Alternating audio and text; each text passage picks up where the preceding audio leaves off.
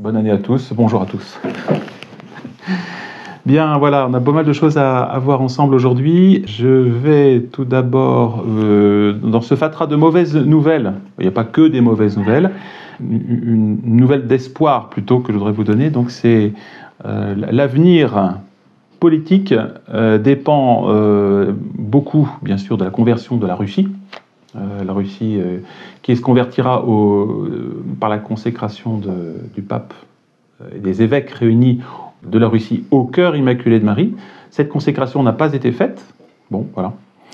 Suite à cette consécration reviendra un temps de paix. Et on peut imaginer à ce moment-là que les républiques disparaîtront et que prendront place des régimes monarchiques. Alors pas des monarchies constitutionnelles bidons, mais des vraies monarchies comme celle de France. Voilà. Et alors pour ça, je vous invite à lire, pour comprendre un peu la dimension vraiment religieuse d'un prince, à découvrir cet ouvrage. Je vais le mettre ici. Ça s'appelle, ah oui, mais si on voit à l'envers du coup, Le Sacre du Roi, que vous pouvez trouver dans la cathédrale de Reims. Donc il faut aller visiter la cathédrale pour acheter cette... Non, je pense qu'on peut le trouver aux éditions Nuée Bleue. La Nuée Bleue, c'est ça, Place des Victoires, réalisé par Patrick Demouy. C'est une merveille, cet ouvrage. Vraiment, ça peut être un beau cadeau à faire. Et vous avez donc tout le rituel, en fait, les cérémonies du sacre des rois de France, avec les insignes, avec les textes liturgiques, avec les calices également qui sont en photo, avec les ornements qui ne sont pas des ornements Google ou Lidl. Voilà. Vous avez des gravures qui représentent les scènes, pas des photos, évidemment, il n'y en a pas. Vous avez tout ce qui précède également la cérémonie et ce qui la suit, donc le festin, par exemple, après la cérémonie. Et puis vous avez, alors c'est ça que c'est très intéressant pour les liturgistes, vous avez l'ordo, hein. Donc par exemple l'ordo du sacre de Charles V. Hein. On explique justement les différentes onctions, la remise des tuniques. Le chambellan revêt le roi la tunique, le manteau, avec des prières. L'archevêque procède l'onction des mains. Oui, c'est incroyable, hein. C'est comme un évêque, hein, ou un prêtre.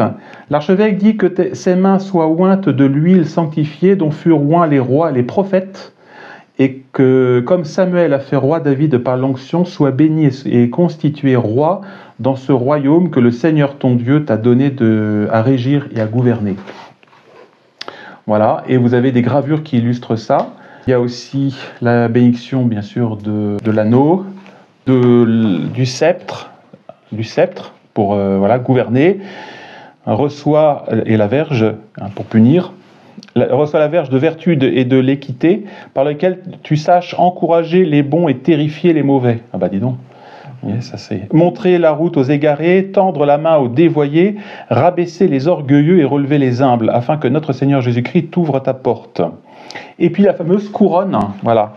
L'archevêque pose la couronne sur la tête du roi, reçoit la couronne du royaume, au nom du Père, du Fils et du Saint-Esprit, afin que, méprisant l'antique ennemi, donc Satan, et la contagion de tous les vices, tu aimes la justice, la miséricorde et le jugement. Donc bon voilà. Alors après il y a les pères qui conduisent le roi à son trône, baiser de paix de l'archevêque et acclamation, les offrandes, bref, et puis après la communion du roi. Voilà, quelques photos également. Attendez, je vais vous montrer des photos. Par exemple, le calice. Voilà, calice du sacre. Calice dit de Saint-Rémy, réalisé vers 1200. Voilà ce calice. Vous voyez, c'est pas un calice moderniste. Hein. Voilà. Un magnifique calice. Il a servi depuis lors à la communion du roi et éventuellement de la reine en cas de sacre conjoint à Reims. Trésor de la cathédrale, palais du Thau. Voilà, question. Le calice, c'est pour le précession, le roi. Alors là, je ne sais pas. Oui, est-ce que de fait, il communiait sous les deux espèces. Ouais, et il communiait sous les deux espèces. C'était des restes de tradition qui ont été abolis, hein, mais ça c'était un privilège pour montrer que le roi, à mon avis, avait un privilège quasiment épiscopal, quoi. Voilà. Alors, c'est vraiment un petit joyau ce livre. Hein. C'est peut-être Voilà. Et puis des très belles gravures, vraiment. Alors, il n'y a pas le prix, mais ça devait être assez cher, je pense, quand même. Mais ça vaut le coup. Hein. Ça, c'est un investissement. Voilà, petite parenthèse heureuse d'un temps que l'on espère revoir. Mais bon, patience. Et justement, il faut combattre spécialement, et notre combat, pour arriver à ce sacre du roi, on se rend compte que, évidemment, il faut combattre le bon combat, c'est-à-dire le règne social de notre Seigneur Jésus-Christ. Notre Seigneur a été découronné de la vie civile, hein, la laïcité, elle a été introduite par Vatican II, donc maintenant, notre combat, il est là aussi. Parce que si on veut restaurer une société chrétienne, on ne pourra pas faire autrement que combattre les erreurs modernistes. Voilà. Et pour montrer que ce modernisme est un fléau, justement, j'ai reçu une triste nouvelle d'un prêtre dont je préfère taire le nom parce que je l'ai connu, qui a décidé de quitter son ministère là ces jours-ci. Et alors, ce prêtre-là était passé dans la fraternité Saint-Pédis, ensuite il est allé dans le diocèse, incarné dans le diocèse. Et là, il écrit cette lettre, et je vous la lis, je vous lis un petit extrait parce que, en fait, ça reflète ce qui se passe dans le clergé actuellement. Alors lui, a abandonné le sacerdoce, mais beaucoup, je dirais, continuent leur vie sacerdotale, mais on voit bien qu'ils sont abîmés au niveau de la foi. Voilà ce qu'il écrit en particulier. Voilà, des soucis de santé, bien sûr, etc., ont réactivé un questionnement profond que j'entends en moi depuis 8 ans. Un appel à servir ailleurs et autrement, auquel il est temps que je réponde. Bon, normalement, le prêtre, il n'a pas à servir ailleurs que dans le sacerdoce que le Christ lui a confié. Vous voyez, il n'y a pas d'ailleurs. On est prêtre pour l'éternité, c'est comme ça. Vous voyez, on dit c'est pas possible que quelqu'un, estime que quand on est prêtre, on serve ailleurs que comme prêtre. C'est pour voir si je les carmes ou une autre religion. Alors, effectivement, on peut chercher une vocation chez les carmes, les religieux, mais c'est quand même, on reste toujours prêtre. Il y a prêtre, que ce soit dans le Carmel, prêtre franciscain, prêtre dominicain. Il continue, alors il cite cette phrase qui vraiment est assez impressionnante. Il n'y a pas de chemin, le chemin se fait en marchant. C'est-à-dire qu'il n'y a pas de but. Il n'y a pas de but. La route, on ne sait pas quelle route on prend, mais il faut la prendre. Chante le poète espagnol Machado. Je ne sais pas encore précisément où ce chemin va me mener. Malheureusement, s'il continue comme ça, ce chemin, oui, c'est pas le ciel. Hein. Mais je sais que cet ailleurs et autrement sera au service d'une parole écrite et annoncée qui continuera de rejoindre et d'accompagner. Bon, ça veut rien dire du tout. C'est du blabla pour dire que, en fait, il ne sait plus où il en est. Voyez. Ma décision a été mûrement réfléchie. Alors on se dit, mais vous voyez, c'est pas devant Dieu. C'est mûrement réfléchi. En lui-même, il a dû tourner en rond. Et elle naît d'un besoin de revenir à moi-même. Vous voyez, non, nous, notre vie, c'est de revenir à Dieu, pas nous-mêmes. Se chercher soi-même, on trouve que de la misère. Hein. Bon, dans la vérité du corps, du cœur et de l'esprit. Alors ça, on se trouve notre corps, notre cœur et notre esprit. Où est-ce qu'on trouve la vérité du corps, de l'esprit et tout ça? En Dieu. Le cœur, qu'est-ce qu'on peut, notre Seigneur, qu'est-ce qu'il y a de plus aimable que notre Seigneur? Rien. Mais l'esprit, la vérité, où est-ce qu'on la trouve? Je suis la voie, la vérité et la vie. Donc c'est pour ça qu'on se dit, non, vous voyez, il n'a plus la foi. Je sais ce qu'elle peut apporter de peine, de regret, d'incompréhension, peut-être d'amertume, voire de colère. Oui, les gens dans le diocèse sont scandalisés. Mais je souhaite que vous puissiez l'accueillir avec bienveillance et confiance. Non, on a très peur pour lui. Et bienveillance, on veut rester bienveillant, mais on ne peut pas accepter ça. Voilà. À celles et ceux que ces derniers mois mon silence a peiné ou inquiété, je demande pardon. Bon, ça c'est du sentiment. Vous comprenez maintenant la raison de cette distance. Alors voilà, il dit, j'ai aimé le ministère qui m'a été confié pendant 28 ans et dans lequel j'ai essayé de donner le meilleur de moi-même avec mes talents et mes vulnérabilités. Non, on ne donne pas le meilleur de soi-même, on donne Jésus-Christ qu'on a reçu. Vous voyez, je suis désolé, donner l'homme à l'homme, ça ne donne rien. Hein. On donne, le prêtre, il donne la vie surnaturelle. On ne donne pas ses talents. Bien sûr, on peut utiliser ses talents pour faire valoir, c'est la grâce qui nous habite. Hein. Aujourd'hui, ma foi continue de se déplacer. Voilà. Ça veut dire que oui, il n'a plus la même foi, il n'a plus la foi. Et mon appel se transforme. Non. Bref. Donc c'est bien malheureux, mais c'est un petit peu... Alors pourquoi je vous lis ça? On va dire, oh, c'est quand même triste, tout ça. Si c'était seulement un cas individuel, vous voyez, mais depuis le Concile Vatican II, c'est des dizaines, des milliers, des dizaines de milliers de prêtres qui ont abandonné le sacerdoce, justement parce que les prêtres ne savent plus, ne connaissent plus. Il y a un danger qui menace la foi, enfin la foi est menacée, hein, la foi catholique est menacée depuis le Concile Vatican II. Et qui est-ce qui est le plus menacé dans sa foi? C'est le prêtre. C'est lui qui est le plus près des nouveaux sacrements, de la nouvelle liturgie, tout ça. Et c'est la raison pour laquelle la foi du prêtre est bien plus abîmée dans les nouvelles liturgies que même celle des fidèles. Parce que les fidèles, eux, ils ont la messe, je dirais, une fois par dimanche. Mais le prêtre, en principe, il dit sa messe tous les jours. Donc voilà. Donc c'est une grande tristesse quand même de voir ça. Donc il faut vraiment prier pour les prêtres. Publier une vidéo de ce qui s'est passé à la Salette le 8 décembre dernier. On voit la Vierge en pleurs. Vous voyez. Alors là, il y a une petite photo, mais on voit pas le... C'était une photo prise d'écran, mais on voit pas. On voit très bien. Alors c'est à 10h58. C'est au moment où les fidèles récitent les mystères, les 5e mystères douloureux, le crucifixion. Ils méditent là. Oui, parce que dans cette histoire, c'est amusant, c'est que c'est donc trois personnes, 3 femmes, qui avaient suivi la veille une petite recollection sur la Passion du Christ. Et puis elles se sont dit, bah tiens, on n'est pas loin de la Salette, on va aller faire un petit pèlerinage le 8, c'était le dimanche. Et elles sont arrivées là et elles ont donc... Alors, contrairement à ce que certains sur la riposte catholique ont écrit, je n'étais pas présent. Je n'étais pas là. C'est simplement que la personne qui avait filmé, que je connais, m'a tout de suite... Ils sont redescendus du sanctuaire et ils m'ont dit « Ah, mon père, monsieur l'abbé, on est assisté à quelque chose d'étonnant, voilà, je vous envoie ça. » Voilà, alors, et ce qui est étonnant, c'est ça, quand elles vont méditer le mystère douloureux, alors là, on voit vraiment la Vierge en pleurs. Alors elle pleure vraiment sur les 2 yeux, hein. Alors peut-être un peu moins sur la partie droite, c'est ça, je ne me trompe pas? Si, non, gauche. Non, droite, gauche, il y a un petit peu moins, et par contre droite, on voit vraiment Notre-Dame qui pleure. Et là, vous avez le commentaire sur Riposte catholique qui répond à plusieurs objections. Hein, voilà. Alors évidemment, il y a eu des détracteurs en disant non, c'est la neige qui fond. Bien sûr, quand il fait moins 2 degrés sur un morceau de métal, la neige, si bien connue, fond.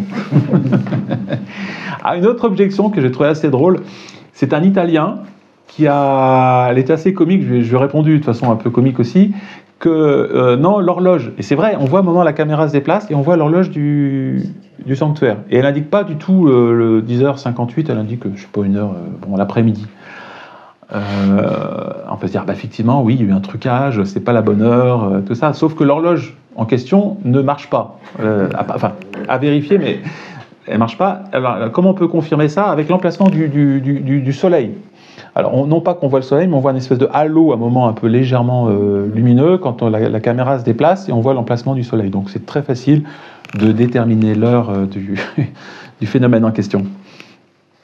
Voilà. Et donc, j'ai trouvé ça drôle parce que c'est un Italien qui, comme chacun sait, sont très rigoureux sur la question des horaires, qui se plaint de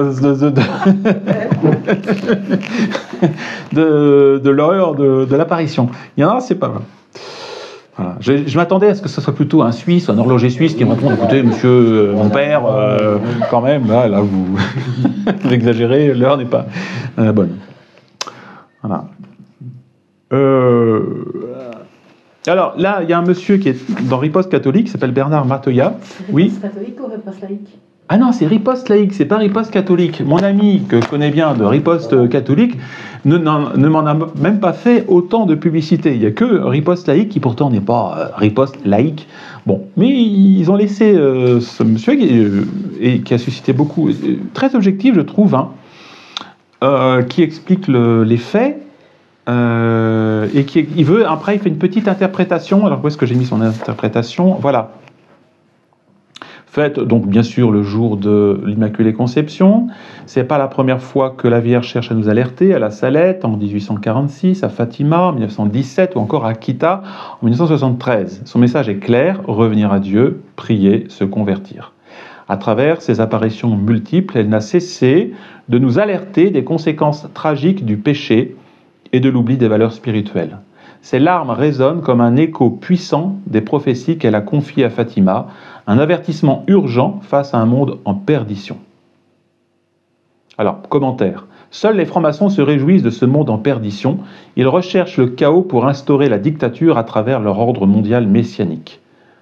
Alors, on en a eu une preuve, un aperçu avec l'épidémie la pseudo-épidémie de Corona Circus en 2020. Si je crains la grande et oui, bien sûr, la réalisation d'une forme de Davos, je crois que Dieu déjouera in fine leur entreprise satanique. Dieu est plus fort que ces créatures perverses qui se prennent pour les maîtres des horloges.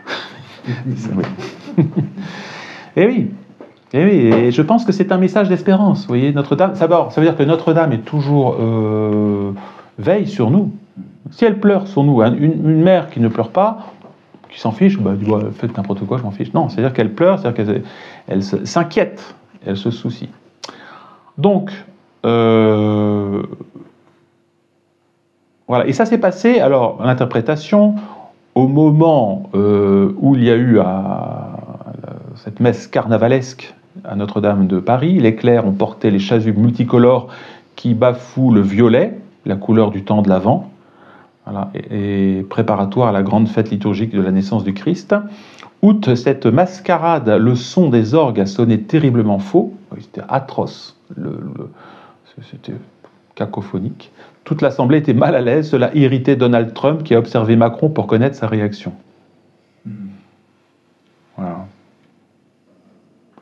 Voilà, et donc Macron, au contraire, lui, était en impression aux anges. Il s'est mis dans la peau de l'antéchrist. Le psychiatre italien Adriano Segatori, je ne sais pas si vous vous rappelez, hein, c'était connu, ça, nous avait averti de la dangerosité de ce psychopathe dans l'entre-deux tours de l'élection présidentielle de 2017. Comme peu de Français s'informent en dehors des canaux officiels déversant la propagande mondialiste, ils en sont les premières victimes. Les veaux français sont encore léthargiques. Oui, c'est vrai. Malgré l'amoncellement des nuages noirs dans le ciel, ils ne réagiront que lorsque la douleur deviendra insupportable. Ludovic Malot a comparé cette épreuve à la passion du Christ. La France sera la première à tomber, mais aussi la première à se relever. Voilà. Donc on a affaire vraiment... C'est une réponse du ciel, hein, vraiment, par rapport à la France, et je dirais plus particulièrement par rapport au clergé, hein, qui vraiment se comporte de façon complètement indigne. Voilà, justement, ce prêtre, on en parlait tout à l'heure, qui donne la communion à Jean Brichel, alors que le journaliste dit « Ah, mais il a le droit de donner la communion ». Non, il n'a pas le droit, parce qu'elle n'est pas officiellement mariée. D'abord, elle ou il, en plus. Mais en plus, il n'y a pas de mariage officiel. Il y a eu une pseudo-cérémonie, je crois, au Touquet, mais il n'y a pas eu de mariage religieux. Donc, ils ne sont pas catholiques, officiellement mariage catholique. Voilà. Évidemment, ça me semble difficile. Oui, question ? Non ? Est-ce qu'on a analysé les larmes ? Non. Ben non, parce qu'en fait, le phénomène... Alors, très intéressant, le phénomène, il n'y a pas eu d'analyse parce que, justement, regardez la vidéo, à la fin, à 11h, j'ai pas les séquences là, à 11h et quelques, là, quand le chapelet s'est terminé, il n'y a plus rien, tout est sec. Donc c'est quand même troublant, parce que en très peu de temps, vous avez de l'eau qui apparaît et qui disparaît. Donc je pense que ça restera un peu, malheureusement, sauf si le phénomène se renouvelle, mais ça restera... C'est juste un message, à mon avis, que Dieu donne à ceux qui veulent bien l'entendre. Voilà. C'est difficile de parler de miracle, parce que vraiment, pour qu'on ait un miracle, il faudrait qu'il y ait une analyse scientifique pour montrer que c'est par exemple, une eau de larmes lacrymale, voilà, et qu'il n'y a pas de trou dans le machin, que dans le métal, etc., etc. Voilà. Bon, mais il n'empêche que ce phénomène en tant que tel, vous voyez, malgré le froid, tout ça, manifeste qu'il y a quelque chose de miraculeux, enfin d'étonnant, voilà, qui n'est pas très naturel. Voilà, c'est plus, je pense qu'il faut le voir plus comme un message.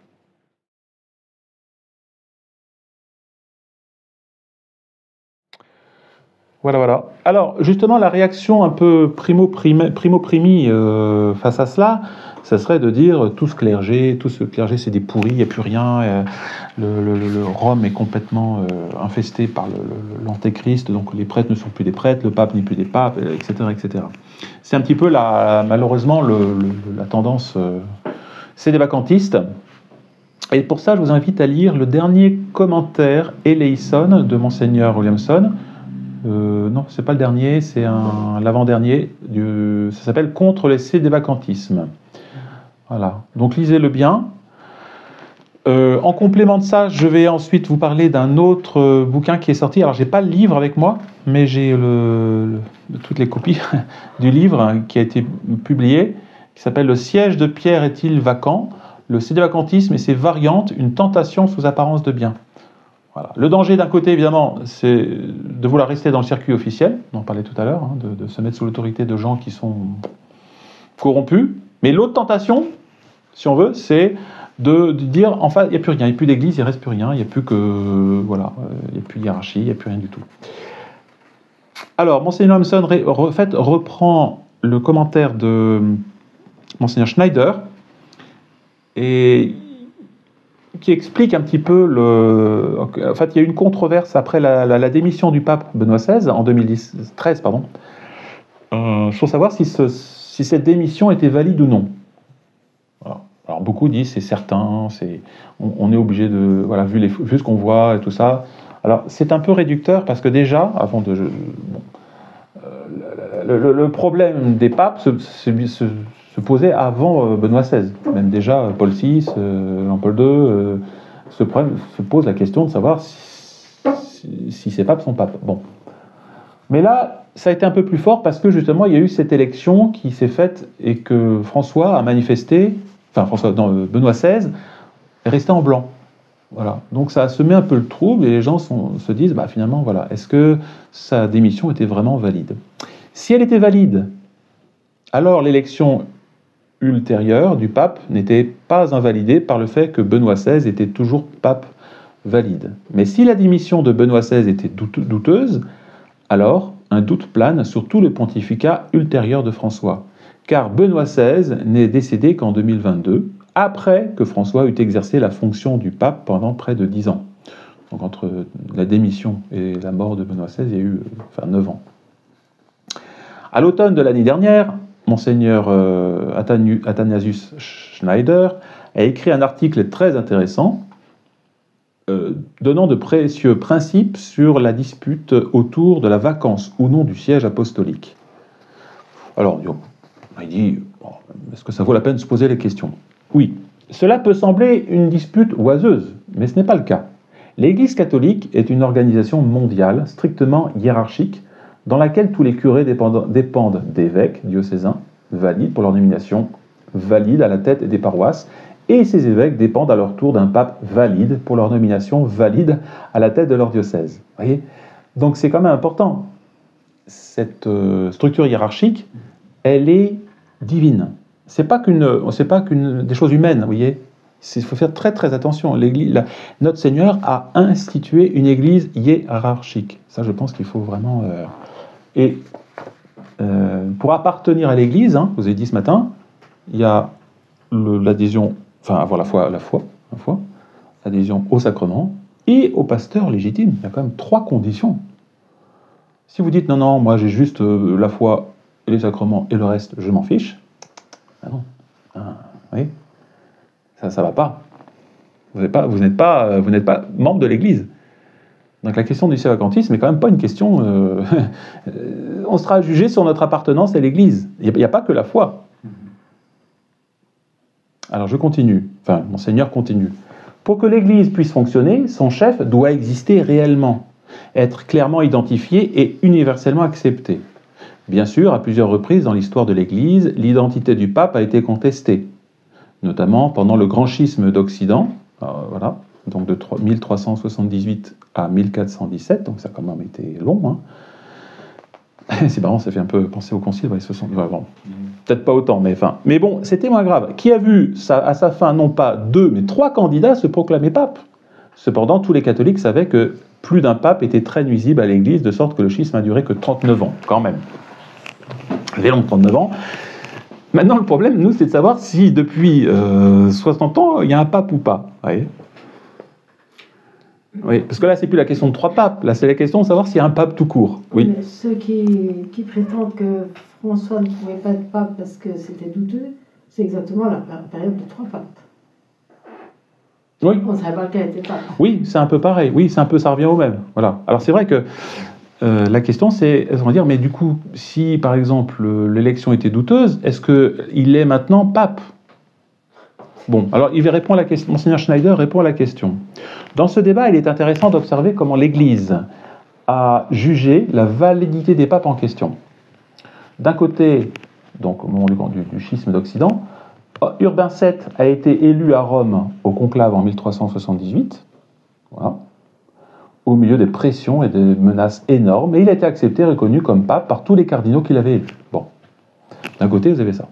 L'Église a fini par voir en lui et en successeur la lignée des vrais et valides papes. D'un autre côté, quelques mois plus tard, les cardinaux français ont contre-élu un Français comme pape, donc Clément VII, qui a établi la papauté d'Avignon dans le sud de la France.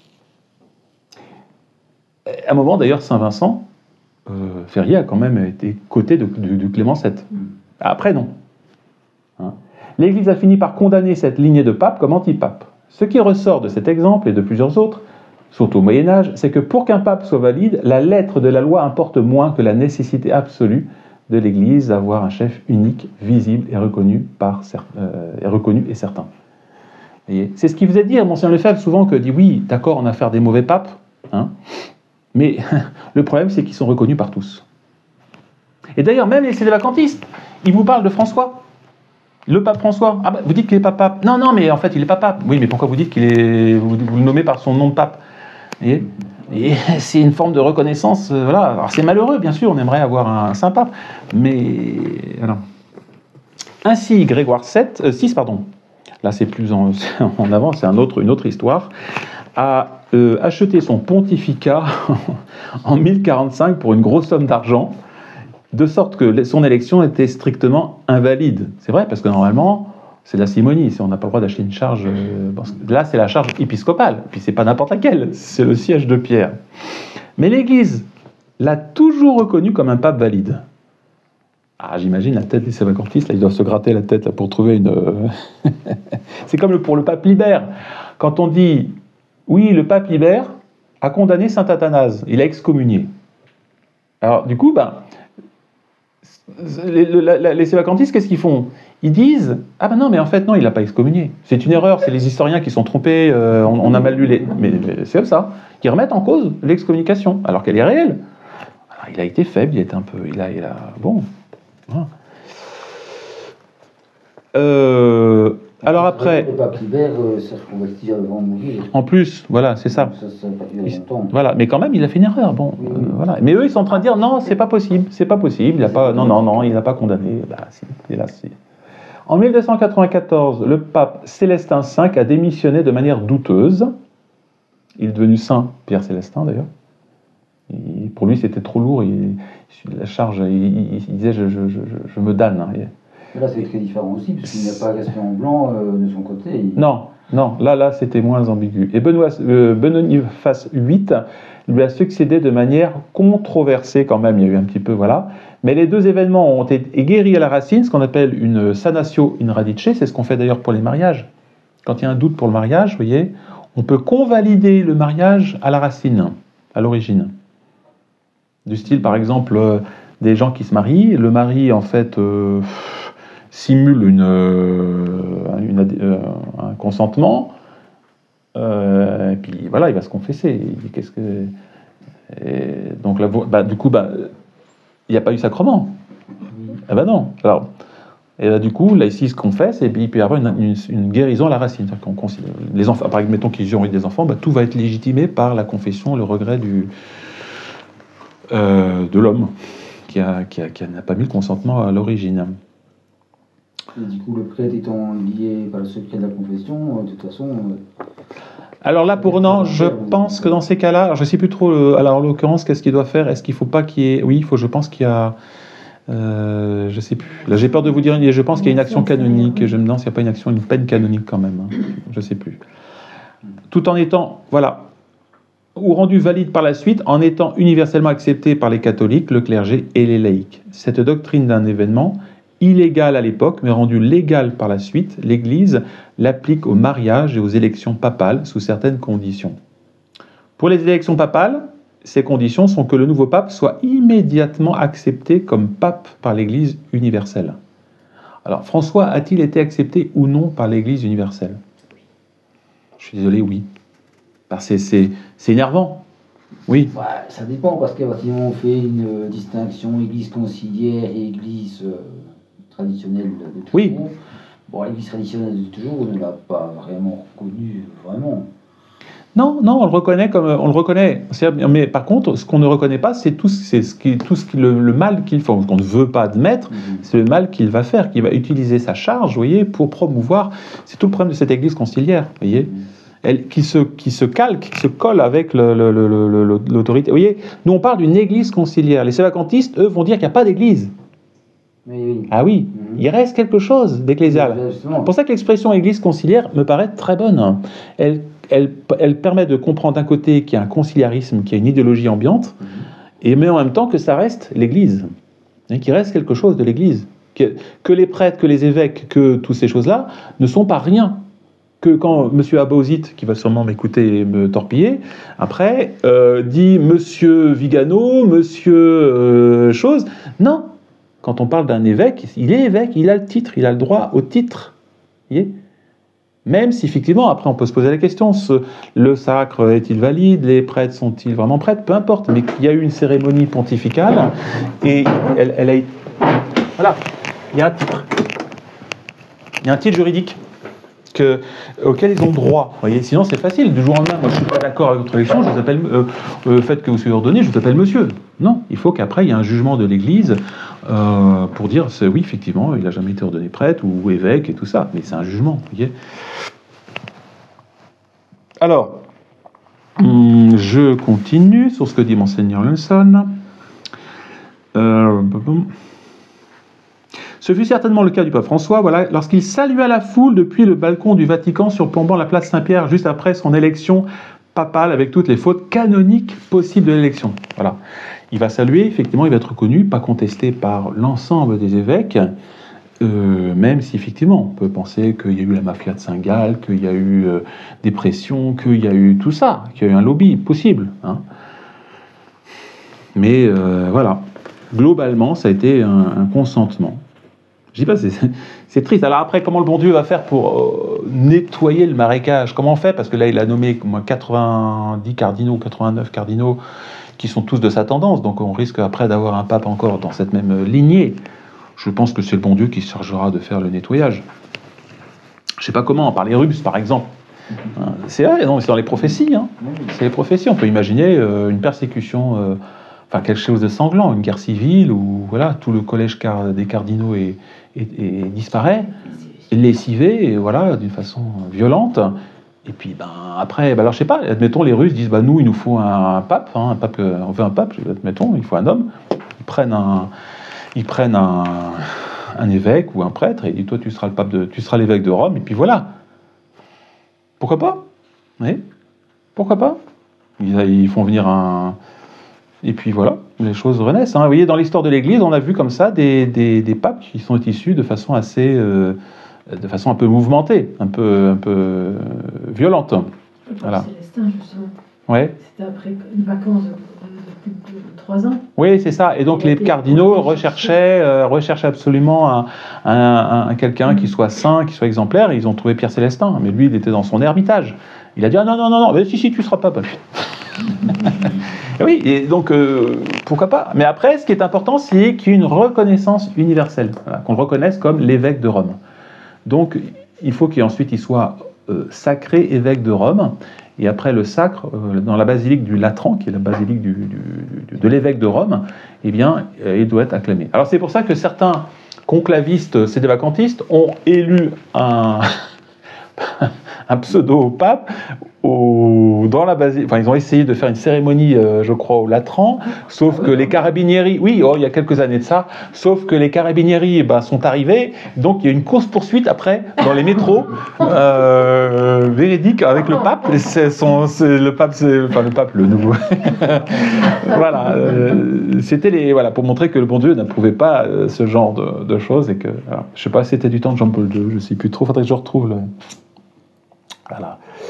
Quant à la démission controversée ou douteuse de Benoît XVI, les opinions peuvent diverger et l'Église peut décider avec autorité ce qu'elle signifie, seulement après qu'elle sera sortie enfin de la crise sans précédent convoquée par la séparation de l'autorité catholique et de la vérité catholique. En fait, le problème aujourd'hui, c'est qu'on a, finalement, oui, on a des autorités, enfin, un pouvoir, voilà, catholique, mais qui n'exerce pas son autorité catholique, qui au contraire utilise son autorité, son pouvoir pour promouvoir le mondialisme, tout ce qu'on veut. Enfin, voilà. Cependant, donc il faudra attendre en fait le jour où un jour l'Église tranchera en disant effectivement François n'était pas pape. Mais c'est pas pour le moment, on peut pas. Cependant, sur la base des principes réalistes exposés par Monseigneur Schneider dans son article, il ne semble pas difficile de conclure que cette démission était à la fois douteuse en elle-même et nuisible dans la pratique à l'Église. Voilà, c'est sûr que douteux en soi, car Dieu a conçu son Église comme une monarchie, où le règne d'un seul, non pas comme une diarchie, où le règne de deux. Dieu a évidemment voulu que son vicaire ou son remplaçant ait à sa disposition à Rome toute une aristocratie de fonctionnaires pour l'aider à gouverner l'Église mondiale. Mais de cette aristocratie, il est le seul roi incontesté. Très important. Ça, c'est très beau, vous voyez, de montrer que à Rome, il y a toute une hiérarchie, une aristocratie, hein, et même d'ailleurs, pour que le pape puisse gouverner de façon pontificale, il faut qu'il soit un élément, dites-moi le mot, libre. Libre. Et donc, il y a des États pontificaux. Les États pontificaux, la franc-maçonnerie s'est chargée de les détruire pour que le pape perde sa liberté temporelle. Quand vous perdez votre liberté en tant que prêtre, évêque temporel, vous êtes soumis au lobby, aux gens qui vous financent. C'est comme là, vous voyez, on vous dit financer les chaînes de radio pour qu'elles restent libres. Oui, parce que sinon, ça va être le patron, enfin l'autorité qui va vous diriger. Et donc, il faudra que quand, comme Pépin le Bref, qui avait donné les États pontificaux au pape, pour assurer son indépendance spirituelle. Très, très important. Et c'est pour ça que, contrairement aux patriarches orthodoxes en Russie, qui sont complètement à la solde des États, hein, comme les popes, hein, tout ça, qui sont, vous voyez, eh bien, le pape, lui, il est capable d'humilier les empereurs. Hein, aller à Canossa. On n'imagine pas un patriarche, vous voyez, s'humilier devant les autorités, parce que les patriarches orthodoxes sont complètement sous la coupe des autorités civiles. Hein, voilà. Et Staline, d'ailleurs, Staline était quasiment on pourrait dire Poutine maintenant, attention, il ne faut pas comparer, hein, mais ils ont un pouvoir religieux qui est énorme. Alors, François, il a vendu l'état pontifical de vous avez encore fait. Vous avez parlé de ça, non? Ils sont en tout cas, financièrement, ils sont vraiment en déficit. Donc je pense que c'est ça qui est dramatique, c'est-à-dire que du coup, on va leur dire, bah oui, on vous rembourse, on vous paye, on vous fait tout ce que vous voulez, des prêts, mais voilà, vous êtes dépendant des puissances financières. Comme par exemple, ils avaient reçu des subsides de la Chine, et la Chine, en échange, leur a demandé de reconnaître l'Église schismatique, l'Église officielle communiste. Voilà. Et donc d'abandonner l'Église clandestine chinoise. C'est pour ça que Rome a fini par abandonner l'Église clandestine, ou abandonne l'Église clandestine chinoise. Voilà. Et on voit l'importance pour Rome de garder son indépendance temporelle. Canossa, c'était le roi Henri IV. Henri IV, voilà, qui est allé à Canossa, c'est-à-dire à genoux dans le froid. Voilà, Grégoire VII qui n'était pas un tendre, mais enfin voilà. C'est pour vous montrer que la puissance des papes, et ça c'est une bonne chose. Hein. Certains diront oui, mais c'est la puissance, il faut pas mélanger l'évangile avec la foi, avec les choses temporelles. Oui, mais si vous voulez prêcher l'évangile, si vous voulez gouverner l'Église entière, le monde entier avec autorité, vous êtes obligé d'avoir un minimum de, voilà, comme dit Monseigneur Lemson, à sa disposition à Rome toute une aristocratie de fonctionnaires pour l'aider à gouverner l'Église mondiale. Voilà. Mais de cette aristocratie, le pape est le seul roi incontesté. Il faut qu'il n'y en ait qu'un. Voyez. Et alors, donc ça c'était donc douteux donc, dans le fait que cette démission est nuisible dans la pratique, car la distinction faite par Benoît XVI entre munus, vous vous rappelez, je ne sais pas, hein, certains ont dit oui, mais en fait, Benoît a gardé le munus, l'office, hein, pour lui-même, et le ministerium pour François. En gros, c'était son secrétaire, quoi. Lui gardait le pouvoir et François était l'exécutant. N'excluait pas clairement que lui-même continue à participer au gouvernement d'Église. Donc c'était quand même un petit peu embêtant. Cependant, qui a gouverné l'Église depuis la démission de Benoît XVI jusqu'à sa mort? Ce n'est pas Benoît XVI. Voilà. Et quand Benoît XVI est mort, y a-t-il eu un conclave papal? Non. C'est François qui a été pape de 2013 à aujourd'hui. Voilà. Question, vous voyez, Monseigneur Lemson, au-delà de cette question de la démission de Benoît XVI, vous voyez, nous rappelle le fonctionnement de l'Église. Hein. Alors on va dire, oui, mais comment ça se fait que c'est des choses très temporelles, très matérielles? Nous, on est dans l'Évangile, on est dans la vie spirituelle. Non, vous voyez, on ne peut pas dissocier l'un de l'autre. Hein. C'est très important de dire, notre Seigneur, il s'est fait chair, hein, il s'est fait homme, il a même dû payer le tribut à César. Alors évidemment, de façon un peu miraculeuse. Vrai, il n'a pas eu besoin de travailler. Il est allé chercher dans la bouche d'un poisson. Hein, pour dire qu'il y aura toujours, l'Église aura toujours ce qu'il faut si elle fait bien son œuvre pour prêcher, pour comment dire, vivre. Hein. Voilà. Mais défendre les intérêts temporels de l'Église, c'est vital. Voilà, pour que l'Église garde sa liberté. Voilà. Liberté de parole. Liberté, la vraie liberté de parole. Voilà. Et je termine enfin par cet ouvrage donc, de Paul Chausset sur la question du sédévacantisme. Je pense que c'est de loin, la meilleure synthèse sur cette question-là, qui répond en fait à toutes les objections que vous vous posez. En fait. Alors certains, parce que bon, on peut aller plus loin bien sûr, hein, mais je pense qu'il faut vraiment commencer par cette étude hein, de Paul Chausset. L'avantage de ce monsieur, donc, qui était d'origine belge, il faut le dire, Paul Chausset, qui est mort il n'y a pas si longtemps que ça, saintement. C'est moi qui l'ai d'ailleurs assisté dans... Enfin, non pas que moi, enfin, j'ai pu assister à sa fin de vie. Il y a un autre prêtre qui a assisté aussi. Et vraiment, j'ai été impressionné. Alors, je vous raconte, hein, pour l'anecdote, donc, il était à l'hôpital, presque dans le coma, enfin, voilà. Et donc, je suis allé le visiter, j'avais apporté le Saint-Sacrement. J'entre dans la chambre voilà, de M. Chausset, et puis je voyais bien, il était comateux, comme on vous avez comme ça, comme dans le cirage. Et je lui dis, Monsieur Chausset, je vous amène le Saint-Sacrement. Et tout de suite, alors là, pouf, j'ai vu, il avait des yeux bleus clairs, poum, il a ouvert les yeux, et vous savez ce qu'il a fait? Il s'est mis à genoux. Alors là, j'ai jamais vu ça. Quelqu'un dans le coma. Et quand je vous dis qu'il s'est mis à genoux, il s'est mis à genoux, hein. Il est descendu de son lit, je me dis, c'est pas possible, et il a réussi. Là, j'en étais. Alors, il y avait un jeune qui m'accompagnait, lui aussi, il a été. Là, je crois que ça l'a marqué. Hein. Donc voilà, un homme extraordinaire, vraiment, qui avait vraiment un converti d'ailleurs. Hein. Alors, que nous enseigne Paul Chausset, enfin, cet ouvrage? Alors, il nous explique tout d'abord que nous vivons un temps de désorientation diabolique. D'un côté, on a le libéralisme, et de l'autre côté, on a le sédévacantisme. Donc, il faut revenir à l'enseignement du Christ, hein, l'Église. Qu'est-ce que c'est que l'Église? Et que notre Seigneur nous a prévenu qu'il frapperait le pasteur, hein, que les brebis seraient dispersées. Il ne tue pas le pasteur, hein, il frappe le pasteur. C'est vrai qu'il y aura toujours un pasteur. Qu'est-ce qu'on entend par l'obéissance due au pape? Ceci est une question très importante.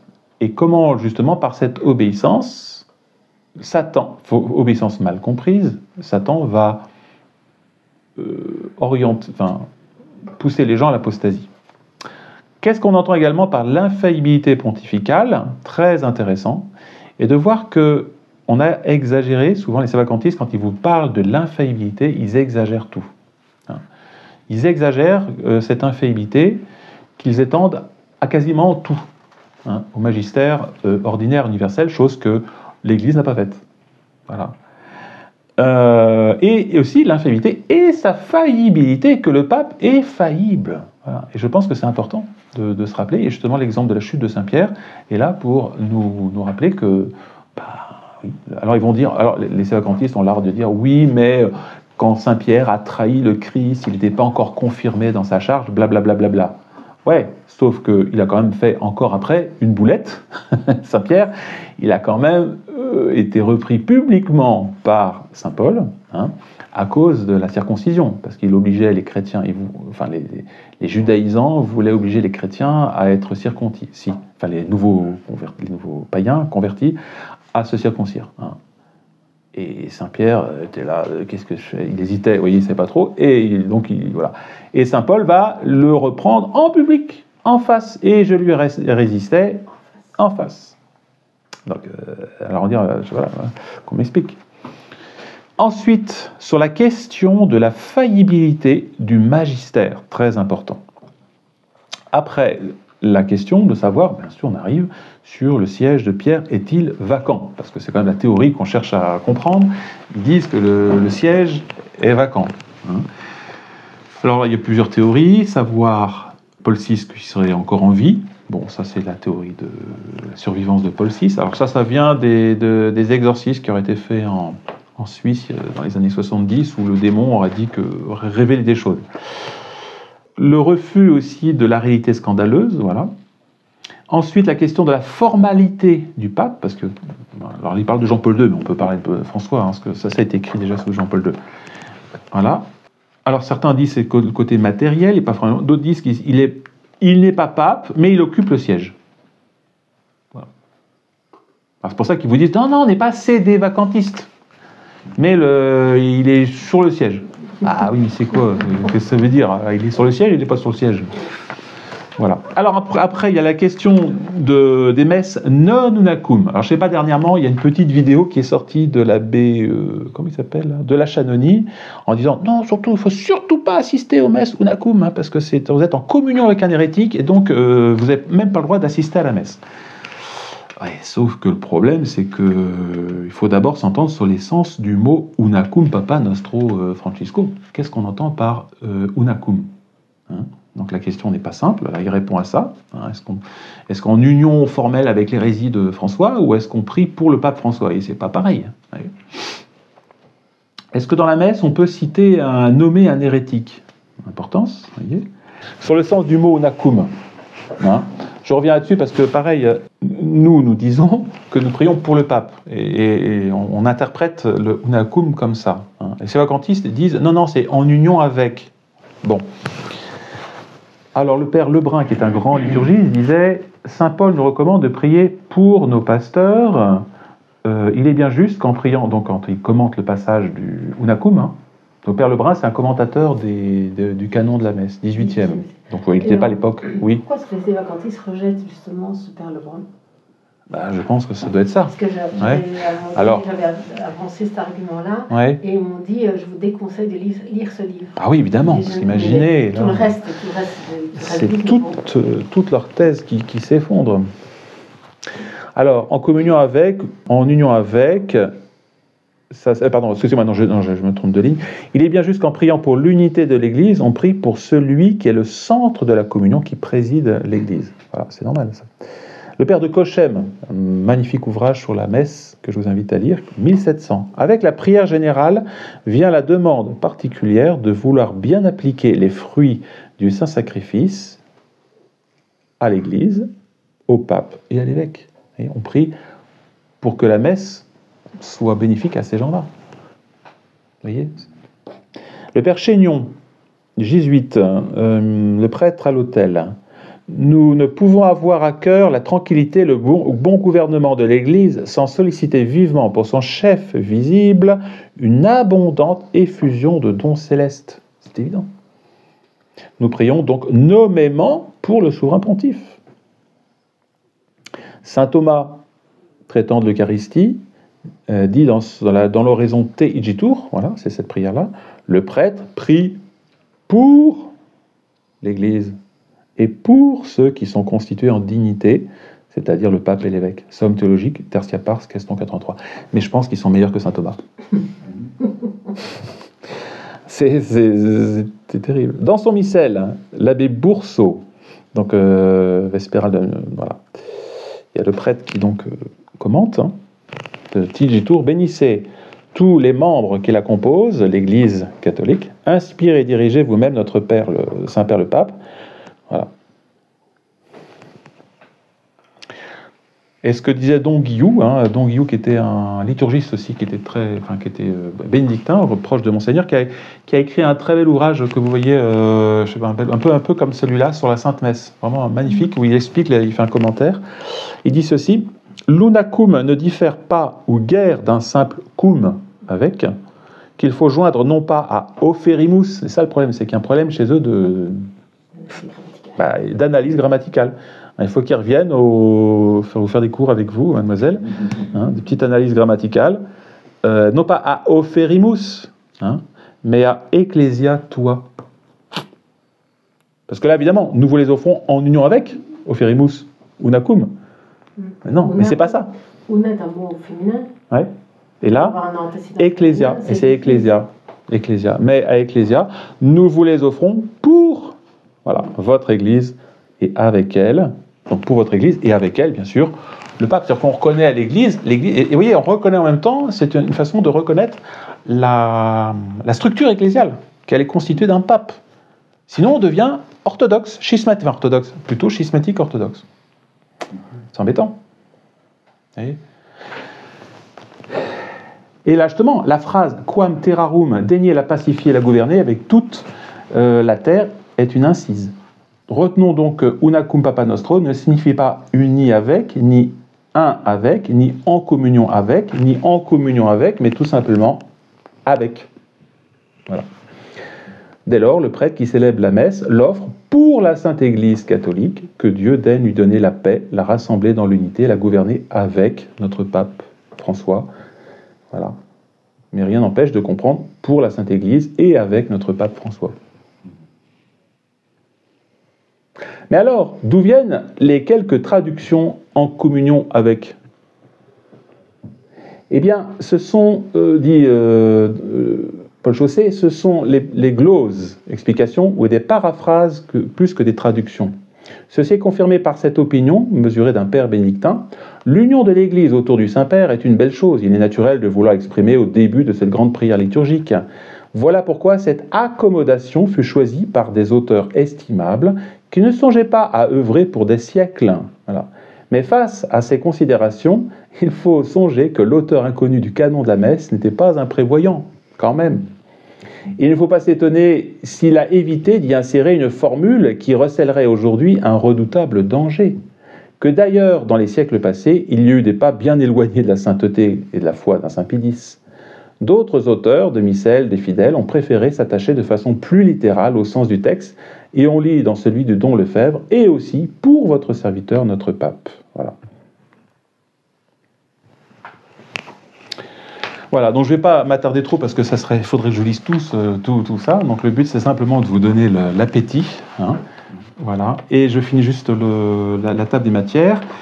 Les difficultés, donc la question peut savoir, peut-on juger de l'hérésie d'un pape ? Est-ce que l'élection d'un pape peut être invalide ?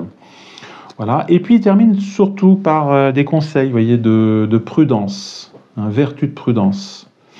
Voilà. Donc la vertu de prudence qui consiste à choisir les bons moyens en vue de la fin. Voilà. C'est des dispositions morales qui sont fondamentales.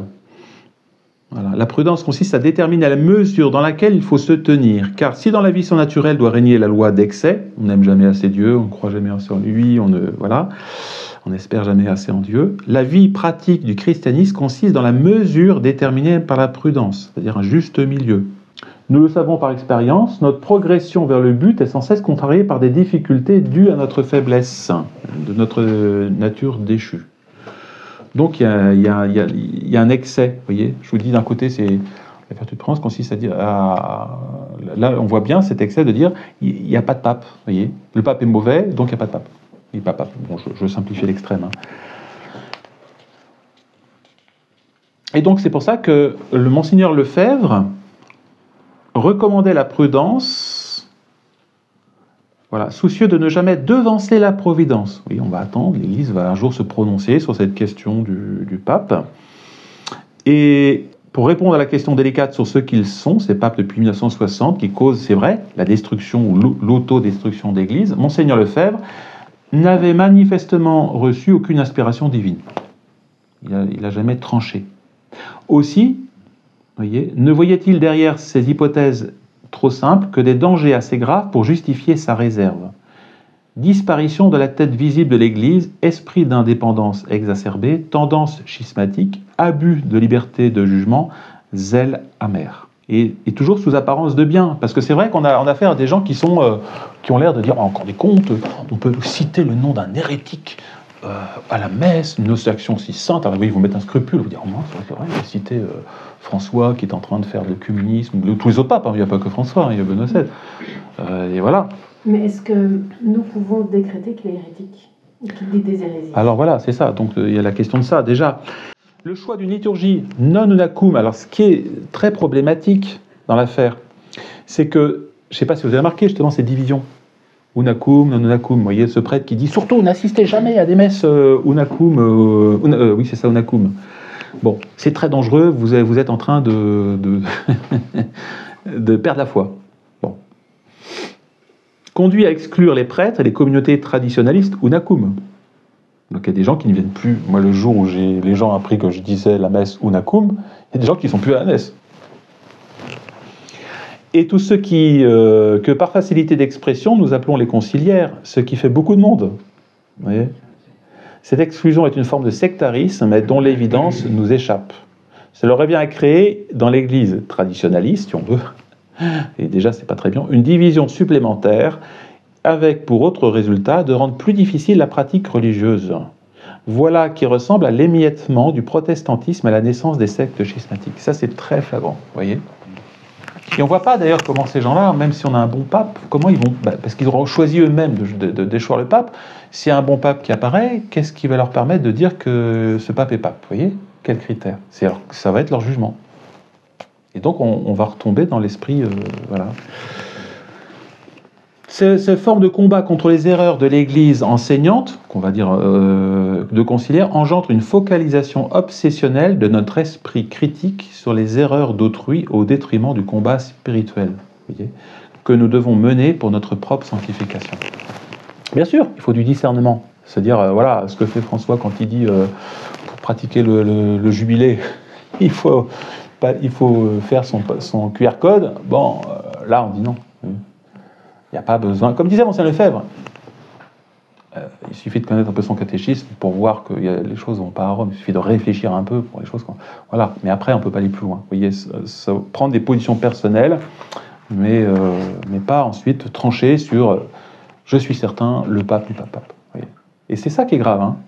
Vous vous rendez compte? Parce qu'on a des chapelles entières maintenant de gens qui sont constitués uniquement dans l'idée que le pape à Rome n'est pas pape. C'est quand même pas une petite chose. Ouais. Voilà. Donc, ça vous intéresse, j'ai l'impression. Hein. Voilà. C'est pas l'histoire du QR code? Oui, je vais vous lire ça.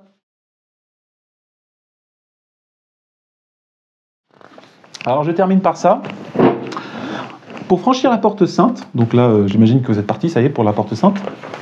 Oui, il sera déjà à 22, là. Oui, c'est ça.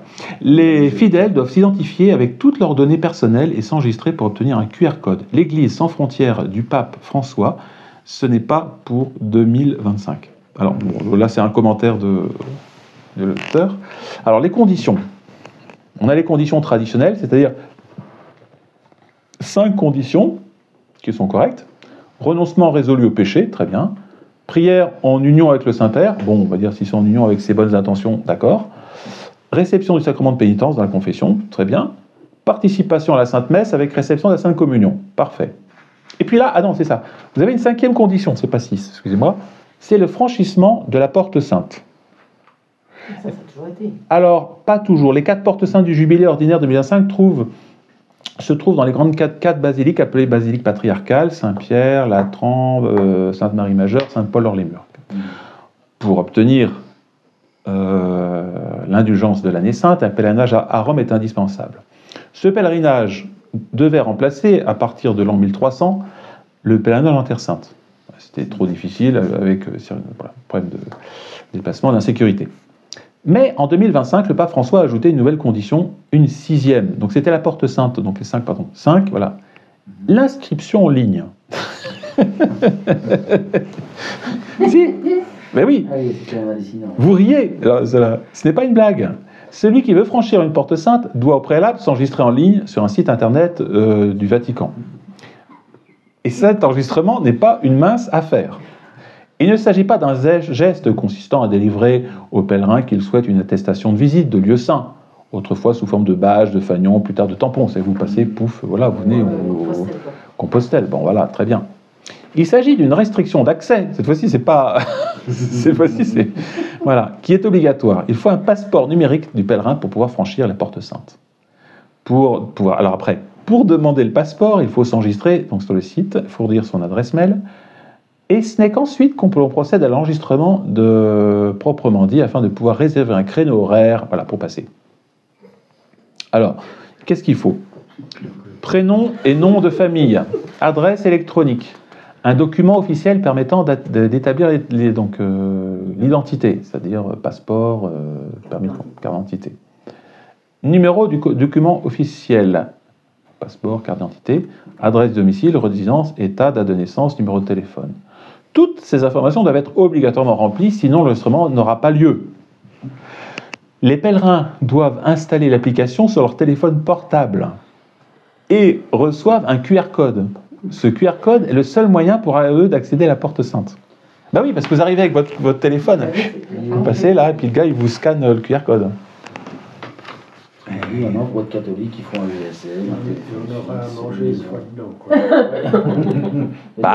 En clair, pour pouvoir franchir la porte sainte, les pèlerins doivent s'identifier, s'enregistrer avec toutes leurs données personnelles, mais dans quel but?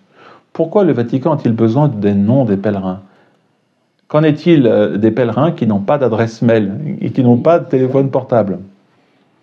Je sais pas, moi. C'est universel comme religion. Non.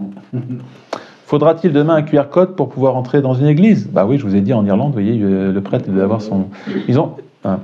Pour pouvoir participer à une messe, faudra-t-il demain un QR code délivré par le Vatican pour aller au paradis?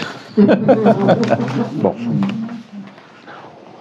Alors, ce qui est inquiétant, c'est plus l'idée, moi je pense, d'universaliser, c'est un peu dans l'esprit du forum de Davos, de le contrôle numérique. Voilà. Et puis surtout, vous voyez, les catholiques doivent être